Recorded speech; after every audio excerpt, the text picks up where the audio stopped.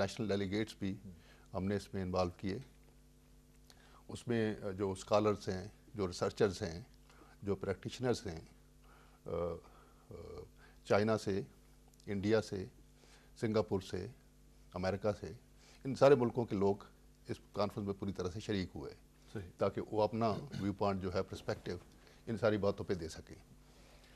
तो ये 2 दिन की कॉन्फ्रेंस जैसे आप को मालूम है जी कि 28-29 अप्रैल को यहाँ पे इस्लामाबाद में मुनक़िद हुई थी और उसके अंदर जिसका टॉपिक ये था कि governing for millennium development goals, कि गवर्नेंस जो है उसकी पैराडाइम, उसको इस पे फोकस करना होगा कि ये जो सारी दुनिया ने मिल के एक अपने लिए अडॉप्ट की रेजोल्यूशन, डिक्लेरेशन, और उसमें ये हदफ मुकर्रर किए, उसको कैसे अचीव करना है, उसमें क्या चैलेंजेस हैं, उसमें क्या मसले हैं, उसमें क्या रिसोर्सेज चाहिए, उन सारी बातों को इस कॉन्फ्रेंस 2 दिन की जो है उसमें देखा गया। 2015 का जो टारगेट डेट है ब्रिगेड साहब, उसमें आप समझते हैं कि इज़ दिस रियलिस्टिक टारगेट के जो 2015 तक ये, क्योंकि मैं देख रहा था कि जो टारगेट्स हैं उसमें एक्सट्रीम पॉवर्टी को इरेडिकेट करना, इरेडिकेट है, रिड्यूस भी नहीं है,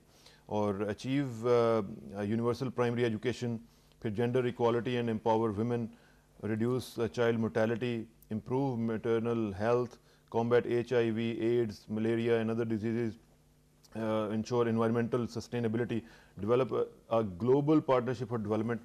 ये कुछ ज़्यादा वो किताबी बातें नहीं लग रही हैं आपको कि 15 साल के अंदर अंदर उन्होंने उसको सोचा कि हम सब कुछ ये ख़त्म कर देंगे और दुनिया बिल्कुल ठीक हो जाएगी? मेरे ख्याल में जी इसके अंदर 15 साल का अरसा उन्होंने अपने लिए रखा। जब 2000 में इसको डिक्लेरेशन को अडॉप्ट किया तो 15 साल एक काफ़ी तवील अरसा होता है, और ये बुनियादी सहूलतों की बात है।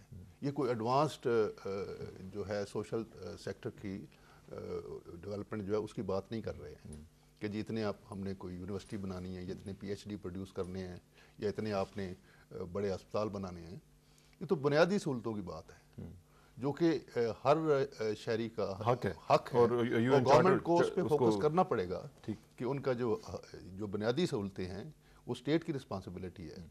तो उसमें मेरे ख्याल में तो अगर इसको सारे मुल्क जहाँ जहाँ भी ये टारगेट्स जो हैं एग्जिस्ट कर रहे हैं, इनको अचीव करने के लिए उनको अपने स्ट्रेटजी बनानी पड़ेगी, अपनी प्रायोरिटीज़ को एडजस्ट करना पड़ेगा, और 15 साल अगर आप ईमानदारी के साथ, दयानतदारी के साथ इसके ऊपर काम करें तो मुश्किल नहीं है। चलें इस पर मज़ीद बात करते हैं, आपकी मौजूदगी का फ़ायदा उठाएंगे और देखते हैं कि हम ये रियलिस्टिक टारगेट्स हैं या नहीं है, और अगर हैं भी तो उनको कैसे अचीव किया जा सकता है।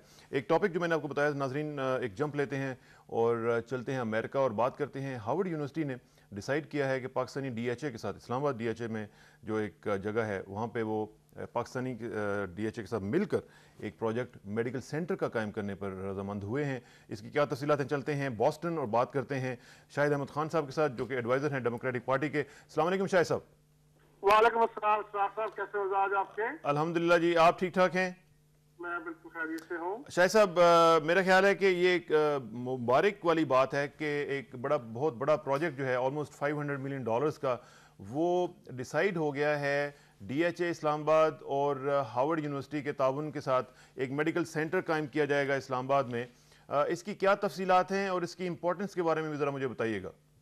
मैं आपको ये खुशखबरी देना चाहता हूँ। बॉस्टन और हार्वर्ड का जो होम है, द होम ऑफ हार्वर्ड, आज हमने हार्वर्ड के साथ एक फाइनल एग्रीमेंट साइन किया है कि वो पाकिस्तान में असिस्ट करेगा एक सेंटर ऑफ एक्सलेंस, एक मेडिकल सेंटर बनाने में, जो कि DHA इस्लामाबाद में तामीर होगा, और उसके फाइनल डॉक्यूमेंटेशन साइन हो गई है और उस पर काम बहुत जल्द शुरू हो जाएगा।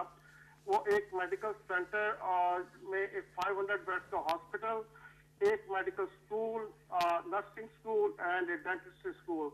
और इस साथ जैसे कि आपके नॉलेज में है कि हार्वर्ड दुनिया का मेडिकल साइंस में दुनिया का नंबर 1 इंस्टीट्यूशन है, और इस इंस्टीट्यूशन की कोलैबोरेशन पाकिस्तान में ये भी अनप्रेसिडेंटेड है। ये पहले इन्होंने दुनिया में किसी जगह नहीं की। तो हमारे सेनेटर कैनेडी जो यहाँ पर हमारे दोस्त हैं, सेनेटर कैरी हमारे जो दोस्त हैं मैसाचुसेट्स में, दे केम इन हैंडी और उनकी स्ट्रॉन्ग रिकमेंडेशन से और DHA की जो लीडरशिप है उनके ताउन से आज ये एग्रीमेंट साइन हो गया है। और मैं पाकिस्तान के भाइयों बहनों को और दोस्तों को सबको इस चीज़ की मुबारकबाद देता हूँ। ये एक नया ट्रेंड होगा, नया बेंचमार्क होगा हेल्थ केयर डिलीवरी में पाकिस्तान में, जो कि दुनिया में जो स्टैंडर्ड माना जाता है हार्वर्ड के जो स्कूल का, हार्वर्ड मेडिकल सेंटर का, वो दुनिया में वही स्टैंडर्ड पाकिस्तान में भी होगा। अच्छा, एक चीज़ मुझे बताइएगा कि आप मुझे मुबारकबाद दे रहे हैं, पूरी कौम को मुबारकबाद दे रहे हैं, इसकी क्या इम्पोर्टेंस क्या है कि जो लोग वहाँ पे जाना चाहते हैं हार्वर्ड में, अब वो नहीं जा पाएंगे वहाँ पे और वो यहीं पे बैठे हुए वही डिग्री, उसी लेवल की एजुकेशन जो है वो हासिल कर सकेंगे? Is that right? जी, आप बिल्कुल सही फरमा रहे हैं कि हार्वर्ड के लेवल की जो एजुकेशन जो वो बॉस्टन में लेने आते थे हमारे यंग स्टूडेंट्स, अब वो मेडिकल साइंस की जो एजुकेशन है वो इस्लामाबाद में भी मुमकिन होगी। ऑफ कोर्स ये प्रोजेक्ट अभी शुरू हो रहा है और it takes its own course, 3-4 साल 5 साल का जो भी अर्सा इसमें लगेगा बढ़ने में, लेकिन उसमें ये है कि नर्सिंग स्कूल मेरे ख्याल से जल्दी शुरू हो जाएगा। उससे फिर ये होगा कि वहाँ के जो ग्रेजुएट्स होंगे उनके हार्वर्ड के जो मेडिकल हार्वर्ड के जो हॉस्पिटल्स हैं उनमें रेजिडेंसी की अपॉर्चुनिटीज बढ़ जाएंगी, फेलोशिप की अपॉर्चुनिटीज बढ़ जाएंगी, ऑब्जर्वरशिप की अपॉर्चुनिटीज बढ़ जाएंगी, क्लर्कशिप की अपॉर्चुनिटीज बढ़ जाएंगी और बिल्कुल उसी स्टैंडर्ड पे जो हार्वर्ड का इंटरनेशनल स्टैंडर्ड है उसी स्टैंडर्ड पे ये इंस्टीट्यूशन काम करेगा। अच्छा, और एक और चीज़ जरा बताइएगा कि जो कि इम्पोर्टेंट क्वेश्चन है वो ये है कि who is gonna finance this whole project? देखिए, फाइनेंस जो है, फाइनेंस की जो जिम्मेदारी है डिफेंस हाउसिंग अथॉरिटी इस्लामाबाद ने ली है जी। और ये of course it's non profit project होगा। आई थिंक ये बड़ी कंट्रीब्यूशन है डिफेंस हाउसिंग अथॉरिटी इस्लामाबाद की और उनकी लीडरशिप की, और ये उसकी फाइनेंसिस जो होंगी वो तो पाकिस्तान से होंगी और बाकी उसकी जो मैनेजमेंट और उसकी जो ओवरसीइंगशिप जो है और उसकी जो स्टैंडर्ड्स हैं वो हार्वर्ड उन पे मेंटेन करेगा। लेकिन जैसे मैंने सर आपको पहले बताया, ये अपनी नौयत का पहला प्रोजेक्ट है और हार्वर्ड आपको पता है कि ये जो एलीट यूनिवर्सिटी है इनकी कोलैबोरेशन जो है वो दुनिया में और किसी जगह अभी इस तरह से नहीं है जिस तरह से पाकिस्तान में होगी। तो पाकिस्तान को क्यों चूज किया है हार्वर्ड ने? कोई खास वजह? पाकिस्तान को चूज करने की खास वजह तो अब मैं यही आपको बता सकता हूँ कि आप तो नहीं है कहीं, ये खास वजह आप तो नहीं है शायद भाई? ये बस हम मिलजुल के ही काम होते हैं सारे, आपको पता है टीम वर्क है ये। जैसे कि मैंने कहा कि DHA की जो टीम है वो बड़ी ओवरली कमिटेड है इस प्रोजेक्ट के लिए और लाइक आई सेड के हमारे जो सेनेटर हैं, सेनेटर टेड कैनेडी और सेनेटर जॉन कैरी, उनकी स्ट्रॉन्ग रिकमेंडेशन से ये सारा कुछ मुमकिन हुआ। ठीक है, तो ये टीम वर्क है। तो हमारा ये है कि God has given the ability के यहाँ के जो पॉलिटिकल सिस्टम में जो आइकॉन्स हैं उनके साथ हमारी दोस्ती है, रिलेशनशिप है, तो दे केम इन हैंडी। और जैसे कि मैंने कहा कि ये पाकिस्तान में हेल्थ केयर का जो बिल्कुल स्टाइल को बिल्कुल चेंज कर देगा ये सब। अच्छा, एक और चीज़ ये भी है कि आइकॉन्स की आप बात करें, they should also come in handy on the foreign policy issues also. एक जो आपकी दोस्ती है उनके साथ या आपका एक ताल्लुक है, ये मटीरियलाइज करना चाहिए फॉरेन पॉलिसी के ऊपर भी, तो इसमें भी कुछ प्रोग्रेस हुई है?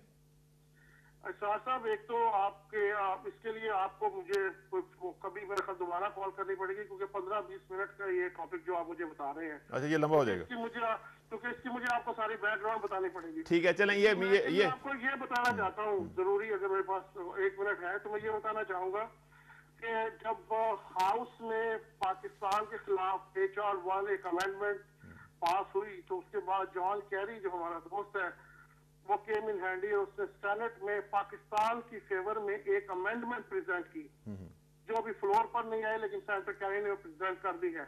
ठीक। तो लेकिन वो पाकिस्तान के जो इश्यूज हैं वो थोड़े से कॉम्प्लेक्स इश्यूज हैं। पाकिस्तान के जो जिस तरह से यहाँ पे कंट्री रिप्रेजेंट होते हैं थ्रू दी PR कंपनीज और थ्रू दी लॉबिंग कंपनीज, वो उसमें पाकिस्तान थोड़ा सा लैग करता है और इंशाल्लाह हालात बेहतर हो रहे हैं। इंशाल्लाह होंगे। कोई एक फॉर्मल सेटअप हो जाए तो ये सब चीजें जो है ये जो कमी आप बता रहे हैं, इसमें आप जैसे जो दोस्त हैं उनका एक बहुत बड़ा रोल है शाहिद साहब, और जो ओवरसीज़ पाकिस्तानी ओवरसीज़ अमेरिकन हैं, मेरा ख्याल है कि उन्हें चाहिए कि वो जाके वहाँ पे वो रोल प्ले करेंगे जो बाकी लॉबीज कर रही हैं। आखिर में मुझे ज़रा बताइएगा, ये आज रेड सॉक्स का और सियाटल का मैच था, क्या बना? वो रेड सॉक्स फेवरेट, वो रेड सॉक्स एक बीट कर दिया। चलें, बॉस्टन मैसाचुसेट्स की टीम रेड सॉक्स जीत चुकी है शायद। और मैं कुछ देर पहले भी निकला हूं गेम से। चलें, thank you very much Shahid साहब, इंशाल्लाह आपसे रब्ता रहेगा, बहुत शुक्रिया, thank you very much. Shahid Ahmed Khan साहब से बात हो रही थी नाज़रीन, और बात हो रही थी उस प्रोजेक्ट के हवाले से जो कि खासा इंपॉर्टेंट प्रोजेक्ट है। DHA इस्लामाबाद और हार्वर्ड यूनिवर्सिटी के दरमियान एक कोलैबोरेटेड एफर्ट होगी, और इसमें एक मेडिकल सेंटर जो है वो बनाया जाएगा। ब्रिगेड साहब, ये एक बहुत बड़ा प्रोजेक्ट जिसकी हमने ज़रा जिक्र करना था, और इम्पॉर्टेंट प्रोजेक्ट है। अच्छा, अब डेवलपमेंट गोल्स जो हैं, मिलेनियम डेवलपमेंट गोल्स, इसकी तरफ बात हम कर रहे थे। इसमें एक तो उस दिन मैंने देखा कि वज़ीर-ए-आज़म साहब ने कंप्यूटराइज्ड क्लॉक जो है वो शुरू किया, बताने के लिए कि ये अब पता चलता जाए कि काउंटडाउन शुरू हो चुका हुआ है। जी, बेसिकली जी वो एक रिमाइंडर है जो कि हमारे सामने रहेगा। ये NRB की वेबसाइट पे भी उसको डाल दिया गया है। अच्छा, और वो दुनिया भी देख रही है कि एक जो टारगेट रखा गया है टाइम में, वो हमें याद दिलाता रहे कि उसमें कितने घंटे और कितने दिन और कितने महीने और कितने साल रह गए हैं। लेकिन एक बात वज़ीर-ए-आज़म साहब ने भी अपने इनागुरल एड्रेस जो था उनका, उस पर उन्होंने राइटली इसको एम्फसाइज़ किया कि ये मिलेनियम डेवलपमेंट गोल्स जो हैं ये भी लोकल गवर्नमेंट फंक्शंस में मोस्टली फॉल करते हैं। इनको अचीव करना, जो आपने पहले बात की थी कि क्या ये 2015 का हदफ जो है ये रियलिस्टिक है या नहीं है, इसको रियलिस्टिकली अचीव करना और इफेक्टिवली अचीव करना ये बहुत ज़रूरी है कि ये लोकल गवर्नमेंट्स का फंक्शन जो है उसको स्ट्रेंथन किया जाए कि वो इसको अचीव कर पाएँ। ये उनके ज़रिए अचीव होने हैं। लोकल गवर्नमेंट्स ऑर्डिनेंस जो LGU है उसके तहत ये सारी चीज़ें इनको पता नहीं है हमारी लोकल नहीं, उनको पता है, लेकिन हमारे क्योंकि इसका मकसद भी ये था, एक हमारा एक पहला सेशन ही इसके ऊपर फोकस कर रहा था कि हमारे मुल्क में जो डोनर प्रोग्राम है, क्योंकि एक 8वां हदफ जो है MDGs का वो ये है कि इंटरनेशनल कम्युनिटी को डेवलपमेंट में इन्वॉल्व करने का, ये सारी चीज़ें अचीव करने के लिए। तो इंटरनेशनल कम्युनिटी तो एक उनका फेस डोनर प्रोग्राम्स है। तो हमारे मेन डोनर जो हैं एशियन डेवलपमेंट बैंक और वर्ल्ड बैंक, उसके अलावा बाकी भी हैं, डेफिड है, जायका है, सीडा है, और बाकी मुल्कों के हैं जो सपोर्ट प्रोग्राम हैं। तो उनका हम देख रहे हैं कि डोनर प्रोग्राम्स के जो मैकेनिज़्म वर्कआउट होते हैं उनको इम्प्लीमेंट करने के लिए, वो लोकल गवर्नमेंट को स्ट्रेंथन करने की बजाय उसको वीकन करते हैं। हम ये कह रहे हैं कि ये सारी सहूलतें जो हैं ये अवाम के लिए ग्रास रूट लेवल पे क्रिएट हो रही हैं, जहाँ पे लोग रह रहे हैं, और उनकी आवाज़ जो है उनके इलेक्टेड रिप्रेजेंटेटिव जो लोकल काउंसिल में बैठे हुए हैं उनके ज़रिए है। उसमें ओनरशिप का होना बहुत ज़रूरी है, क्योंकि पहले भी हमने देखा ये सारे हमारे BHUs, हमारे स्कूल जो हैं, इनका ग्रेवयार्ड रहा है पाकिस्तान में, क्योंकि ओनरशिप नहीं होती है। ऊपर से बैठ के अगर हम फैसला करें इस्लामाबाद से या लाहौर से, तो उसका ओन करना एक नेचुरल चीज़ है कि उन लोगों को जब आप इन्वॉल्व नहीं करते उस डिसीजन के अंदर, तो वो उसको ओन नहीं करते, उसकी सस्टेनेंस जो है बाद में उसमें मसले आते हैं, उसको रन करना है फैसिलिटी को। तो इसलिए ये बहुत ज़रूरी है कि डोनर प्रोग्राम पाकिस्तान के अंदर वो इस डिसेंट्रलाइजेशन की इन लाइन हो, लोकल गवर्नमेंट को सपोर्ट करें, और उनके ज़रिए ये सारे जो हदफ हैं ये डेवलपमेंट के, हेल्थ के, एजुकेशन के, वो अचीव किया जा सके। उनके लिए जो ये हदफ हैं ये अचीव कैसे होंगे अनलेस के bureaucracy is working with you and for you. अगर ये नहीं चलेगा तो वो नहीं हो सकेगा, क्योंकि जो आपके चेयरमैन साहब हैं इनकी स्टेटमेंट पिछले दिनों में मैं देख रहा था कि उन्होंने कहा जी कि जो ब्यूरोक्रेसी है वो हमारे साथ कोऑपरेट नहीं कर रही है, और एक बहुत बड़ा प्रॉब्लम जो है वो सिर्फ ब्यूरोक्रेटिक लेवल पे चल रहा है। तो चेयरमैन साहब खुद भी इस बारे में कुछ विजन रखते हैं? जी, उसमें जी शाह साहब 2 सेशन इस कॉन्फ्रेंस के सिर्फ इसी एरिया को एड्रेस करने के लिए उनको फोकस किया गया। एक हमारा था कि जो इस रिफॉर्म ने एक चेंज किया है रोल ऑफ इंस्टीट्यूशंस, उसकी ओनरशिप, क्योंकि पहले जो हमारा सिस्टम आ रहा था 2001 से पहले, वो कॉलोनियल स्ट्रक्चर था जिसके अंदर bureaucracy was the owner of the institution, political leadership was only there you see as a public face. The real power to develop a plan, to execute, to take decisions rested with the bureaucracy. तो इस reform ने change किया जी कि ये colonial structure जो हैं इनको change करके डेमोक्रेटिक स्ट्रक्चर लेके आया ये लोकल गवर्नमेंट सिस्टम, जिसके अंदर ये रोल जो है ओनरशिप का वो ब्यूरोक्रेसी से पास ऑन हुआ to elected representative political leadership. और ब्यूरोक्रेसी को इस निज़ाम ने उस पर लिखा हुआ है कि अनस्टेबल हैं उसको इलेक्टिव ऑफिस को, ये सिर्फ जो नाज़म में उस पर आता हूँ जी, वो ठीक है एक लाख ऐसा है, एक आपके उस पर ये कानून है। बाकी बात है जी कि ऑन ग्राउंड उसके क्या मसले हैं, उसका हल तलाश करने के लिए बहुत इस पे बात हुई प्रोविंशियल गवर्नमेंट के साथ। तकरीबन हमारी 2 साल इसके ऊपर डिस्कशन होती रही और आखिर पे ये एक कंसेंसस अमेंडमेंट 2005 में एलजीओ के अंदर डाली गई, जिसमें कि 3 अमेंडमेंट्स जो हैं बहुत ज़रूरी है इस हवाले से जो आपने बात की है। एक ये था कि प्रोविंशियल गवर्नमेंट्स हर डिस्ट्रिक्ट में एक डिस्ट्रिक्ट सर्विस क्रिएट करेगी जिसके अंदर उस डिस्ट्रिक्ट की तमाम लोकल पोस्ट जो हैं शामिल होंगी और वो डिस्ट्रिक्ट सर्विस जो है उस डिस्ट्रिक्ट की जो पॉलिटिकल लीडरशिप है उसको आंसरेबल होगी। और ये उस लॉ में लिखा हुआ है 31 दिसंबर 2005 तक की जाएगी। दूसरा उस पर किया था जी कि नाज़म और नायब नाज़म जो हैं इनको END पार दी जाएंगी 31 दिसंबर 2005 तक कि ये उनके खिलाफ डिसिप्लिनरी एक्शन ले सके जो ब्यूरोक्रेट उनके उस पर कोई वायलेशन कर रहा है। एंड द थर्ड वन, और थर्ड वन था जी कि इसमें जो प्रोविंशियल स्ट्रक्चर है, प्रोविंशियल सेक्रेटेरिएट डिपार्टमेंट्स हैं, वो एक पुराना उनका तरीका था काम करने का। उनके आगे लाइन डिपार्टमेंट्स हैं, अटैच डिपार्टमेंट्स हैं, जिसके ज़रिए सारा ये एजुकेशन का है, हेल्थ का है, इंफ्रास्ट्रक्चर का है, सब हो रहा था आपके सामने। 2001 में आके फिर ये डिसेंट्रलाइज होकर नीचे आ गया, लेकिन वो ऊपर जो दफ्तर बैठे हुए डिपार्टमेंट उनके अंदर तब्दीली की ज़रूरत थी। तो तीसरी वो थी जी कि प्रोविंशियल डिपार्टमेंट जो हैं उनको रिस्ट्रक्चर किया जाएगा to bring them in line with the decentralize function of the local government. चलें इस पर मज़ीद बात करते हैं, लेकिन कॉलर्स का सिलसिला भी जारी है। नाज़रीन, आप हमें कॉल्स कर सकते हैं और हमें बता सकते हैं कि NRB के हवाले से अगर आपके कोई क्वेश्चन हैं, क्रिटिकल क्वेश्चन भी हो सकते हैं, कोई मसला नहीं है। आप हमें कॉल्स कीजिएगा और बताइएगा क्या कहेंगे। पहले कॉलर को ज़रा देखते हैं क्या कहते हैं। अस्सलाम वालेकुम जी। अस्सलाम वालेकुम। वालेकुम अस्सलाम जी, कौन सा और कहाँ से जी? इस्लाम साहब बोल रहे हैं जनाब, आप गुजारिश कर रहा हूँ मैं, आप बताइएगा क्या कहेंगे आप?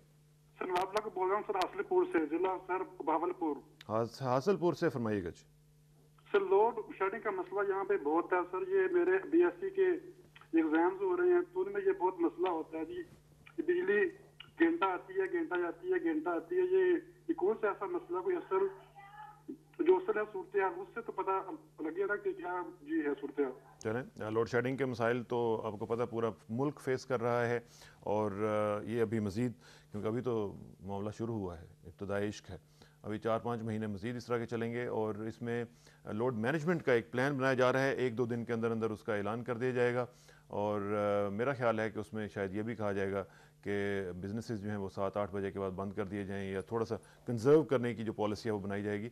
इसमें हम बहरहाल फ़िलहाल कुछ नहीं कर सकते हैं क्योंकि बिजली है थोड़ी और फिर हम लोग कंजर्व भी ज़रा कम करते हैं। क्योंकि मैं कल भी ट्रांसमिशन में भी ये कह रहा था कि मैं जब गुजरता हूँ शारा दस्तूर जो है हमारी कॉन्स्टिट्यूशन एवेन्यू, इसके ऊपर 4 बजे से ही स्ट्रीट लाइट्स जो हैं वो शाम को तकरीबन सूरज गुरूब होने से 3 घंटे पहले ही ऑन कर दी जाती हैं।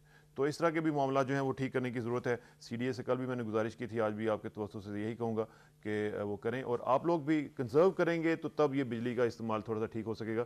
कॉलर्स का सिलसिला जारी है, एक और कॉलर से ज़रा बात करते हैं और उनसे पूछते हैं कि वो क्या कहते हैं और ये कोशिश करें नाजरीन के अगर इस इशू के हवाले से अगर आपके कोई क्वेश्चन हैं तो वो करें, हम उनको एंटरटेन करने की कोशिश करेंगे। एक और कॉलर, अस्सलाम वालेकुम जी। वालेकुम सलाम जी, कौन साहब और कहाँ से जी?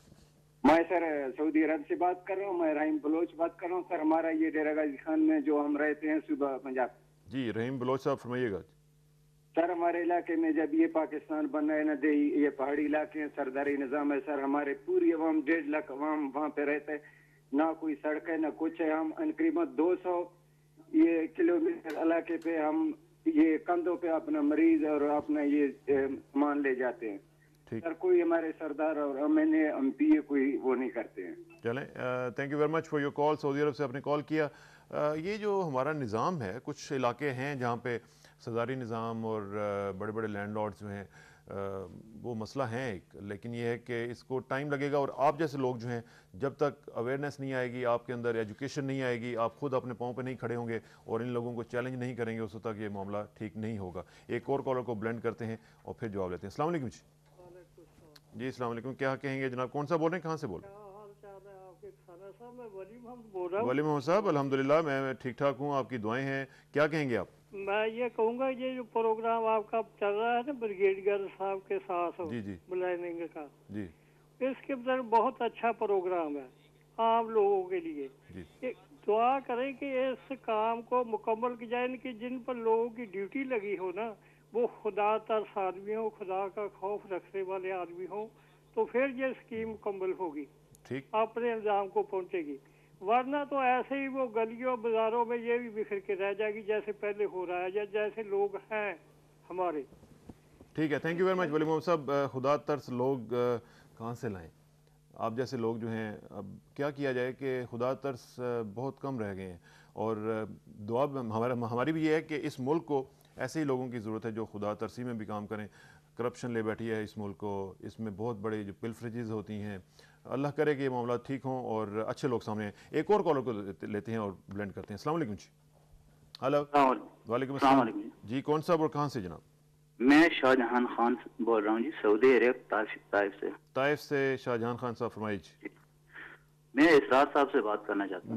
मैं सर अर्ज कर रहा हूँ, मुखातिब सर मैं क्या पूछना चाह रहा था, अभी हार्वर्ड यूनिवर्सिटी ने जनाब हमारे मुल्क में अपना ब्रांच खोलना चाह रही है, तो ये कहीं इस चीज का वो तो नहीं है अलामत के हमारे मुल्क से जो डॉक्टरों का फ्लो है अमेरिका के लिए, इसको रोकना चाहती हो?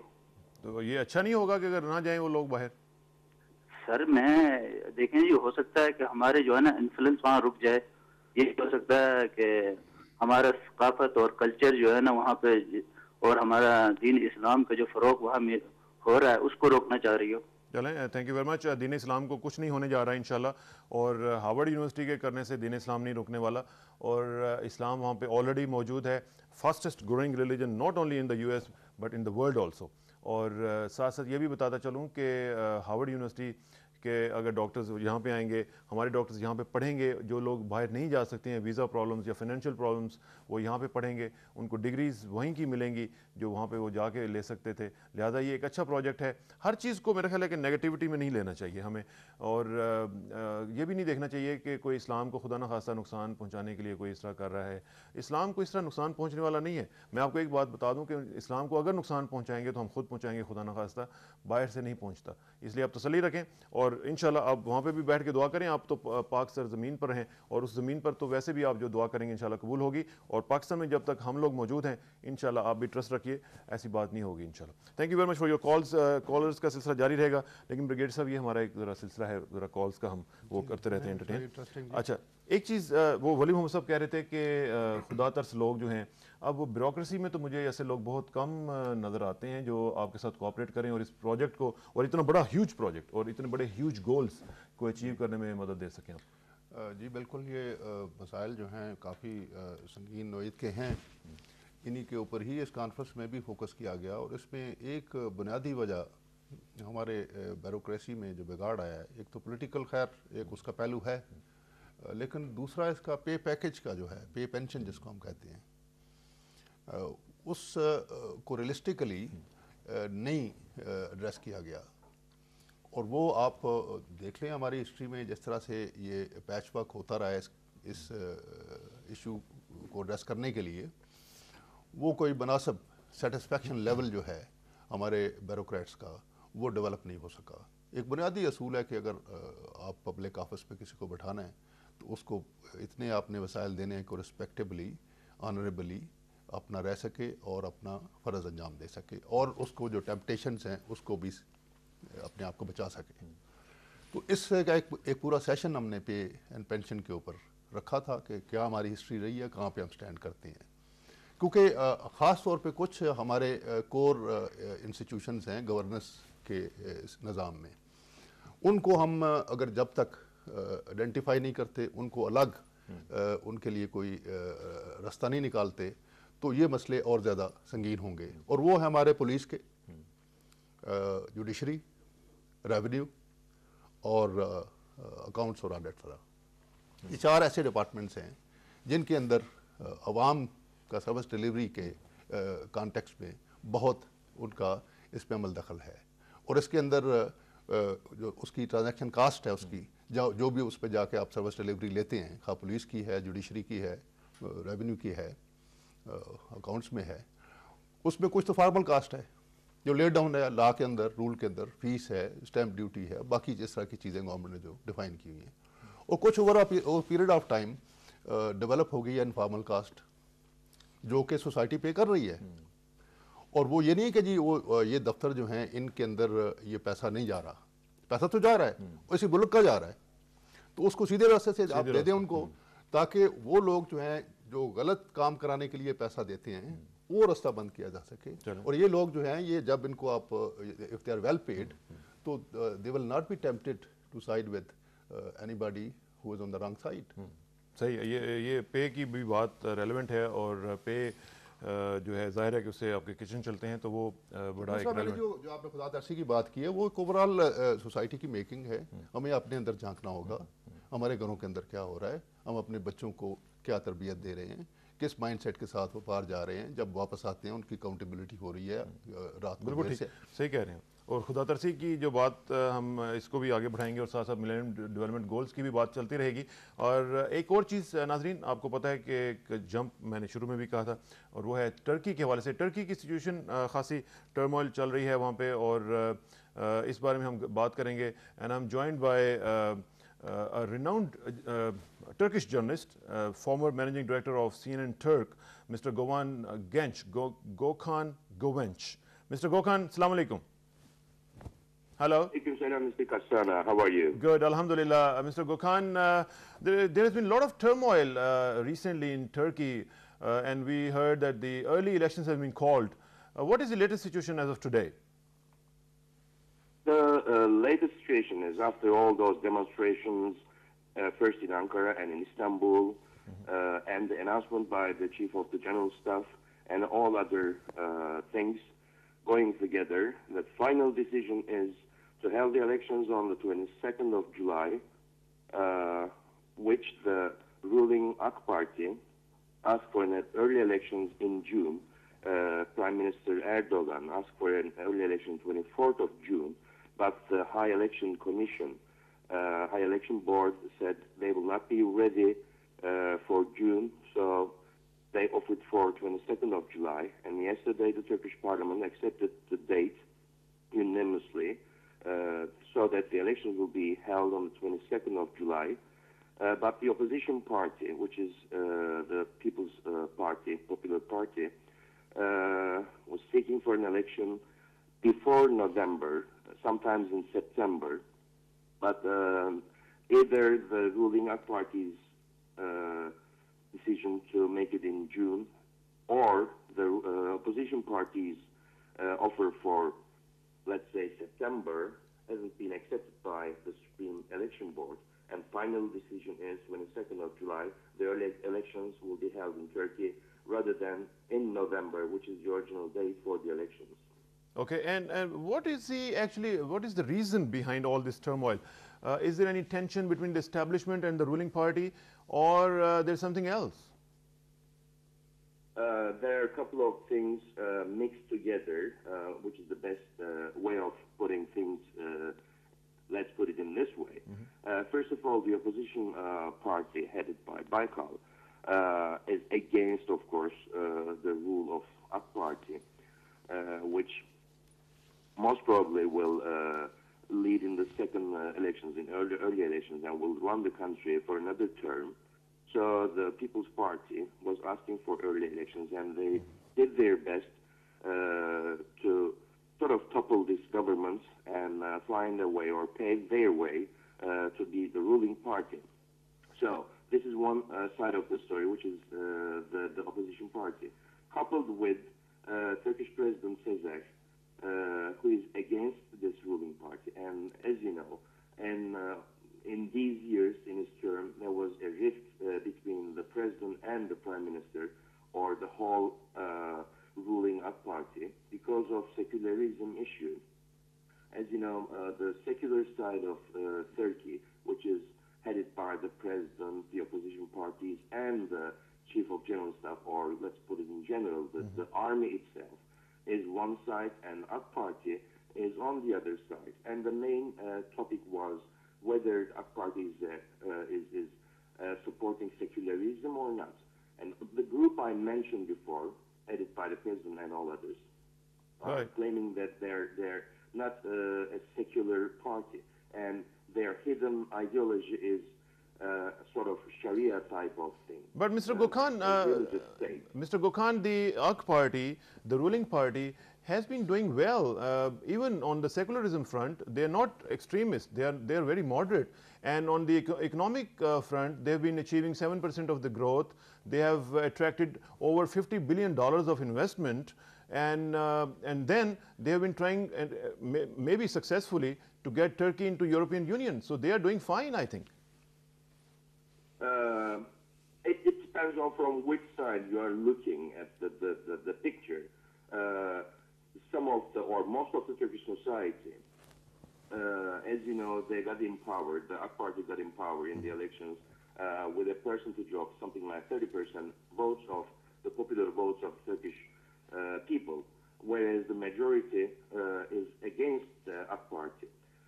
So the majority is looking for governments which sort of symbolizes themselves, rather than AK Party, which sort of the government of something like 30%. So this is one side. In other words, you're right. AK Party is doing well in terms of European Union, in terms of economy, and etc., etc. But unemployment is still high. So and also economic way of going of Turkey is fine in a way. But when you look at the middle class and lower middle class of people, they are not in good situation.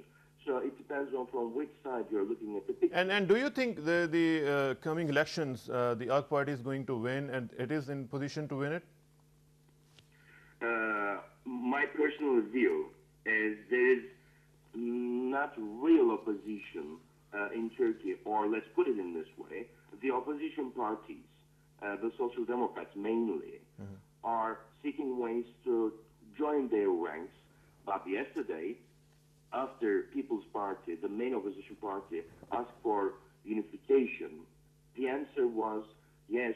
One of the Social Democrats parties, other Social Democrat party answered, yes, we can join our ranks, but not within the umbrella or under the name of People's Party. We keep our party name, you keep your party name, and we can join our forces in the elections. And the answer from the People's Popular Party was, no, we don't accept such a move by another Social Democrat party. So in the end, what I'm saying is Social Democrats are not joining their forces. They'll get into the elections separately. Okay. And the center-right other parties are not so strong enough. They haven't got time to campaign for their party. So in the end, let's make it simple. AK Party, my personal view, will get power in the second elections. Oh, great. Thank you very much, Mr. Gokhan, and wish you best of luck, and wish Turkey best of luck. And let's stay in touch, and please keep us in the loop also. Thank you very much. Okay, good day. Bye. Thank you very much. Gokhan Guvenc नाजरीन हमसे बात कर रहे थे, former managing director हैं CNN Turk के, और बता रहे थे कि डिस्पाइट ये जो भी पिछली दफ़ा हमने देखा था कि सेकुलरिज्म के हक़ में जो बहुत बड़ा मुजाहरा हुआ था, इसके बावजूद जो एक मैस सपोर्ट है वो AK पार्टी यानी रूलिंग पार्टी जो है वहाँ पे मौजूद उनके साथ है, और अगला इलेक्शन भी उनकी नज़र में वो जीत सकते हैं। तो अब बात दोबारा शुरू करते हैं उसकी मिलेनियम डेवलपमेंट गोल्स की। ब्रिगेड साहब, एक चीज़ जो मैं देख रहा था, एक तो CCBs का भी एक रोल है इसमें, और उसके ऊपर ख़ास तौर पे विमेन CCBs, कोई प्रोग्रेस हुई है अभी तक? जी, इसमें पिछले तकरीबन 4 साल के अंदर, मैं नाज़रीन को बता दूं कि सिटीज़न कम्युनिटी बोर्ड्स जो CCBs हैं, सिटीज़न कम्युनिटी बोर्ड का एक कानूनी फ्रेमवर्क जो है वो लोकल गवर्नमेंट ऑर्डिनेंस में दिया गया है, और कानून के तहत हर लोकल गवर्नमेंट का जो 25% डेवलपमेंट बजट है वो सिर्फ़ और सिर्फ CCB के ज़रिए खर्च हो सकता है, और ये नॉन लैप्सेबल है, ये लैप्स नहीं होता, ये कैरी फॉरवर्ड होता है और उस पर ऐड होता है अगले साल का 25%। उस तरह से, क्योंकि पहले 1-2 साल जो हमारे हैं उसमें तो इस सिस्टम को अपने इंट्रोड्यूस होने में लग गए, इसकी तरफ ज़्यादा लोगों का रुझान नहीं आया। उसके बाद तकरीबन ये 2003 से इसके ऊपर मूवमेंट थोड़ी पिकअप होनी शुरू हुई, और इसमें जो बाकी हमारे इसमें टूल हैं, devolution trust for community empowerment एक मेन है, उसने इसको फैसिलिटेट किया। काफ़ी सारे NGOs ने इसके ऊपर काम किया, अवेयरनेस लोगों में लेके आए, और इस तरह से कम्युनिटी की शिरकत जो है इस डेवलपमेंट प्रोसेस में बढ़ी है। और आज तक जी तकरीबन 33,000 से ज़्यादा CCB जो हैं वो रजिस्टर्ड हो गए हुए हैं पूरे पाकिस्तान में, और अभी तक तकरीबन 600 मिलियन रुपीज़ कम्युनिटी ने डायरेक्ट कंट्रीब्यूट किया है डेवलपमेंट को, क्योंकि इस का जो लीगल फ्रेमवर्क है उसमें ये भी है जी कि 20% जो उसकी कास्ट है प्रोजेक्ट की, खा वो नया प्रोजेक्ट है या एग्जिस्टिंग प्रोजेक्ट को इम्प्रूव करना है उसकी सर्विस डिलीवरी स्टैंडर्ड को, उसमें 20% जो कास्ट है वो कम्युनिटी ने देनी है, और 80% लोकल गवर्नमेंट से देंगे। और तो ये मैं जो 600 मिलियन की बात कर रहा हूँ, ये वो 20% कम्युनिटी का हिस्सा है जो उन्होंने डाला है डायरेक्टली। और ये इसलिए है कि उसमें उनकी, जब आदमी, मेरा अगर एक जगह पे कोई 1 रुपया भी लगा होगा उसको मैं ओन करूँगा, एक नेचुरल ह्यूमन नेचर है, बिल्कुल सही बात। तो उसमें काफ़ी अल्हम्दुलिल्लाह अभी तकरीबन हमारे ओवर 600,000 नॉन इलेक्टेड, और ये भी है इसमें इलेक्टेड आदमी नहीं CCB में जा सकता, ये जो हैं non elected member of the community, local community, वो बना सकते हैं। और तकरीबन अभी 6 लाख से ज़्यादा ये लोग इसमें इन्वॉल्व हैं, और ये इम्प्रूव हो रहा है। इसमें वेमेन के CCB जो हैं वो भी रजिस्टर हुई हैं, उन्होंने काम किया है। इस कॉन्फ्रेंस में हमने एक खातून को दावत दी थी मेलसी तहसील में, उन्होंने आके प्रेजेंट किया इंटरनेशनल फोरम के सामने कि उसने किस तरह से अपने मोहल्ले की औरतों को मोबिलाइज किया, कैसे 20% रेज किया और फिर क्या काम किया। और अभी ऑकलैंड में पिछले ये मार्च के आखिर में एक कॉमनवेल्थ की कॉन्फ्रेंस हुई, उन्होंने हमारी एक वेमेन CCB की हेड को तो इसका मतलब स्पेशल इन्विटेशन दी, लेकिन इसमें थोड़ा एक वो बैरियर फील हो रहा है। ठीक, इसको आखिर में हमारे पास टाइम ज़रा कम है, एक छोटा सा टॉपिक हमने डिस्कस करना है, और वो है इराक की सूरत हाल के हवाले से एक इंटरनेशनल कॉन्फ्रेंस हुई है, हो रही है, और उसमें अमरीकी वज़ीर ख़ारजा कॉन्डोलीज़ा राइस की मुलाकातें हुई मुख्तलिफ लोगों से। इस हवाले से बात करते हैं नजमुद्दीन शेख साहब के साथ, साबिक़ सेक्रेटरी ख़ारजा हैं। शेख साहब अस्सलाम वालेकुम। शेख साहब, क्या इंपॉर्टेंस है कॉन्डोलीज़ा राइस साहिबा की शामी वफ्द के साथ मुलाकात और फिर ईरानी वफ्द के साथ hello hi, do you think it is very significant? So far अभी तक जो चीज़ें आई हैं उससे ये जो शाम के वजीर से मुलाकात हुई है और जो बातें हुई हैं वो सिर्फ इराक के सिलसिले में हुई हैं, और उसमें अभी तक जो रिपोर्ट्स आई हैं उससे ये मालूम होता है कि सीरिया ने कुछ चीज़ें की हैं इन्फिल्ट्रेशन को रोकने के लिए, और इसका इकरार अमेरिकन जनरल्स ने किया है, और उस इकरार को कॉन्डोलीज़ा राइस ने दोहराया भी है अपनी मीटिंग में।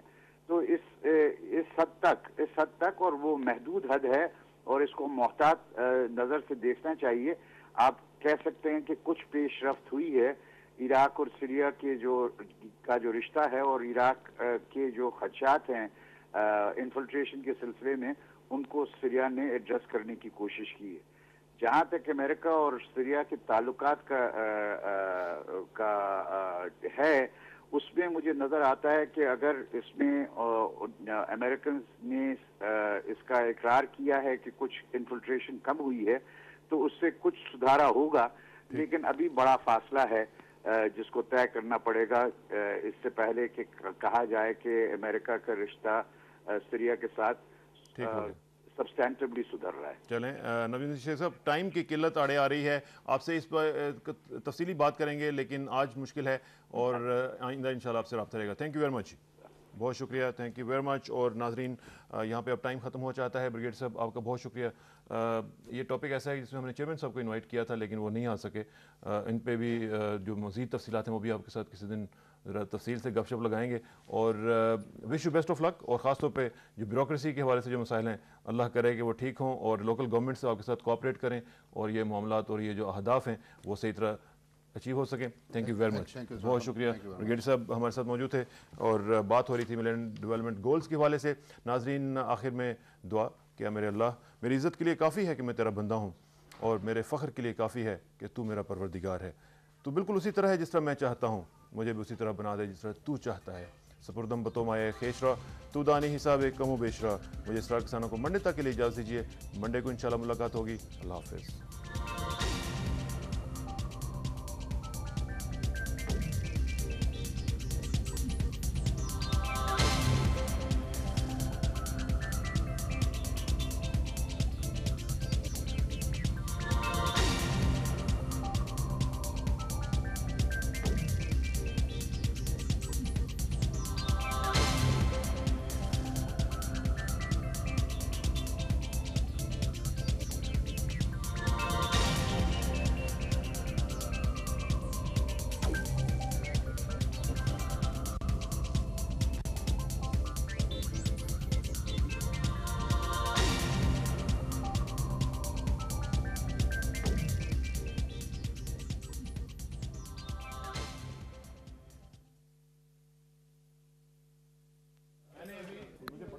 मैंने कोई बात नहीं ज़्यादा की, लेकिन मैंने करनी ज़रूर थी।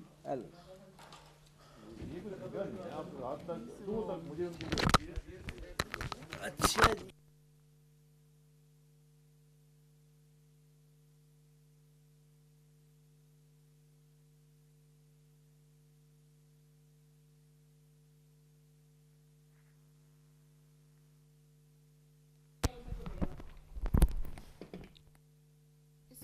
पे रख दीजिएगा जिस पे ऑलरेडी पड़ा हुआ है ना।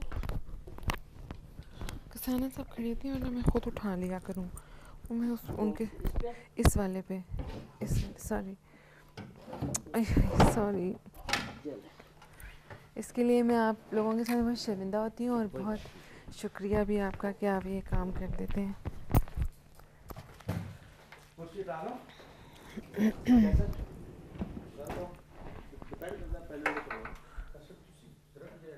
जो भी हो नजर आ गया